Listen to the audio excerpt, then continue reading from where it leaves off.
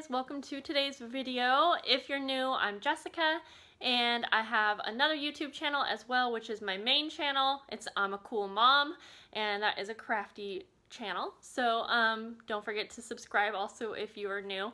I feel like doing like pregnancy and bump date videos is, I imagine there will probably be some new faces.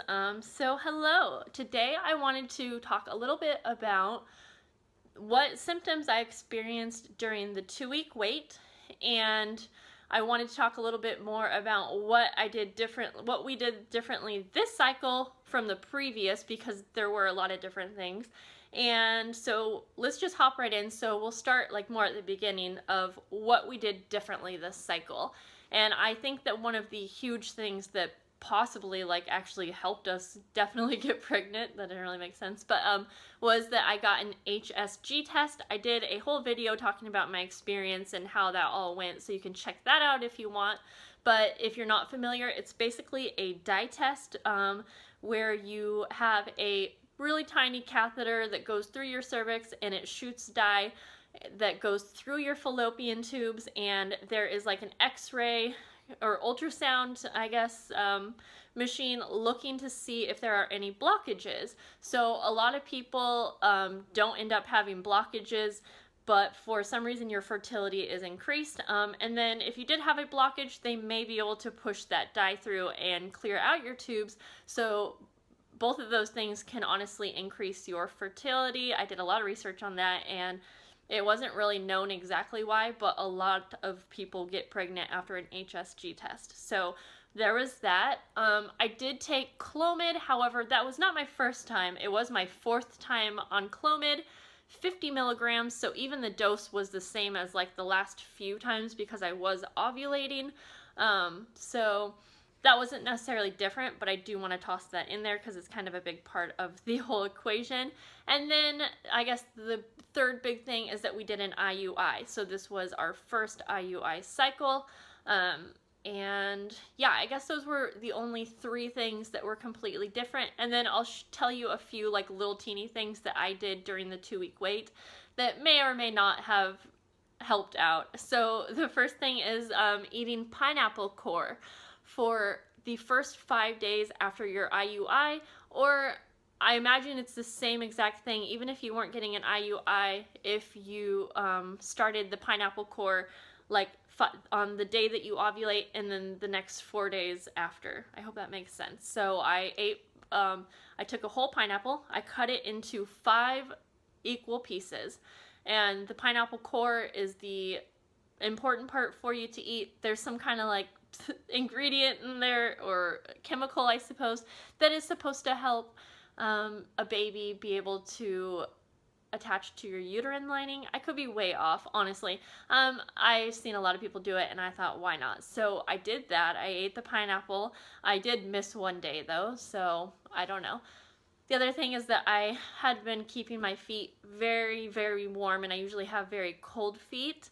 But I've always heard, and I think it makes sense, warm feet, warm womb. You know, I don't know. I forget. Honestly, I feel like I have pregnancy brain right now so bad that I don't even remember why that made sense to me. But I did make sure that my feet were very warm. And then honestly, I did a ton of meditating. I listened to a ton of guided meditation for fertility. You can literally look that up on YouTube. I already do guided meditations quite a bit, but I think that that really helped to keep me calm. I wasn't stressing. I was like a little nervous that like, dang, what if we're not pregnant? I knew I was gonna be sad, but we did have a plan for the next cycle, so it wasn't too bad. So meditating and just keeping calm. I was super busy in that 2-week wait, and I know that it's so hard to just wait that out, but yeah, since I was so busy with my Etsy shop, I had no time to really sit and like think, oh, maybe I should test today like 20 days early. And then what else? I felt like there was like one more thing, and I'm just kind of like going off memory right now. But no, I think that's probably all. And then let me go over a little bit like what I was feeling during that 2-week wait. So the very first thing, and I have some notes here just to make sure, the very first thing that was noticeable was that exactly 7 days after the IUI, I had a lot of cramping, and it was super duper low cramping, and it was kind of like period cramping. However, it was a lot lower for me, and it was all the way across my lower abdomen.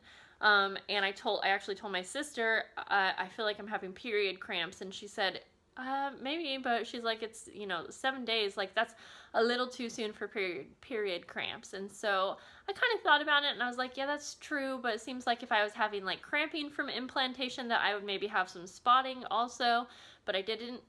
So there was that, and now fast forward to right now, that cramping is almost identical to the type of cramping that I have been feeling the last week. So now I know that's obviously what it was. What else? I had been extra hungry. I was nauseous like off and on, probably around 9 days after ovulation. I started getting pretty nauseous off and on, like up until just now, you know.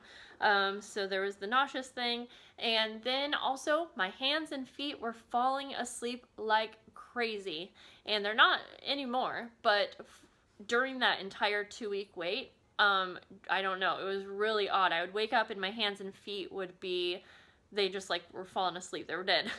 And I don't know if that has anything to do with blood flow, or, you know, I mean, I know that your blood volume is like increasing, and it probably messes with your blood pressure. So I remember thinking about that when it was happening, and I was like, maybe, but it seems kind of odd, so I don't know, but something to note. I definitely had sore breasts about right when I started that cramping, which was 7 DPO, and that obviously hasn't gone away yet either, but again, I always had sore breasts with when my periods were coming, like even sometimes a week prior to my period coming, but obviously that was not.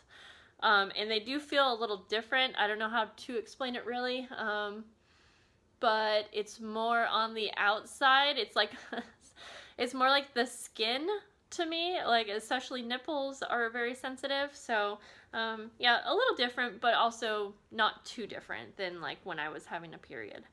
And then what else? Oh, okay, one thing that really made me think like, Jessica, you really could be pregnant this time, was that I had this extremely weird feeling. It was, I don't know how to explain it. It's a very full feeling in my lower stomach, and it just feels like things are happening. And I had that exact same thing when I was pregnant with Alyster. Before I knew I was pregnant with him, I told Hans, it seems like things are being built inside me. And I was just being silly in the way that I explained it.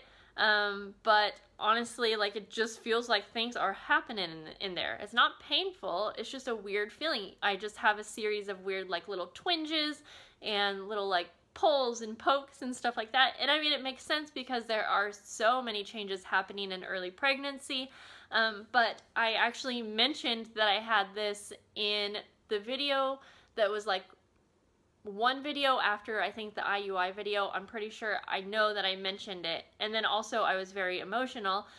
I just feel like all of those things could honestly be mistaken for, it could be the same symptoms that you would have like if you were just starting your period. So there weren't too many things that were like super obvious. And then I also didn't test it at all, because I've had so many negative tests that I wanted this cycle to be different. So since we were going to a clinic, they were going to call us with the results, and I decided far in advance that I was going to wait for the call.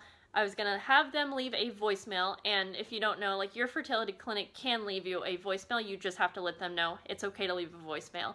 I think one of my friends said that they might not be able to leave you a voicemail, but you just have to let them know that that's what you want them to do when they call with the results. And so I wanted to do that because I wanted to be able to listen to the results like when I was feeling ready, when I was sitting down, not when I was like in the middle of doing something.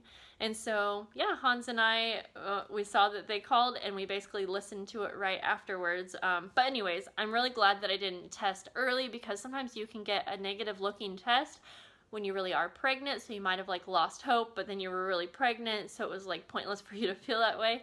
So I know that it's hard. A lot of people have a hard time waiting to test, But honestly, if you can wait till at least 12, 13, 14 DPO, I think that it's worth it. I know a lot of people are like addicted to peeing on sticks, little tests, whatever, but yeah, I'm really glad that I waited. So, I don't know, I'm sure I left something out, but if you do have any questions about anything else that I did differently, or if you have any questions about any of this, leave it down below. Please subscribe if you have not already. I will be making pregnancy and bump date videos regularly on here now. And oh, I guess I could also tell you that the only medications that I was taking, or like vitamins, was a prenatal vitamin, and I was taking 1 extra vitamin D. And so that's all I was taking there, and I was just eating as normal as I always do. Our family's vegetarian, so I don't know, we eat a huge arrangement of foods, whatever. Anyways, guys, thank you so much for watching, and please leave a comment down below saying hello if you are new, and I'll see you guys later. Bye!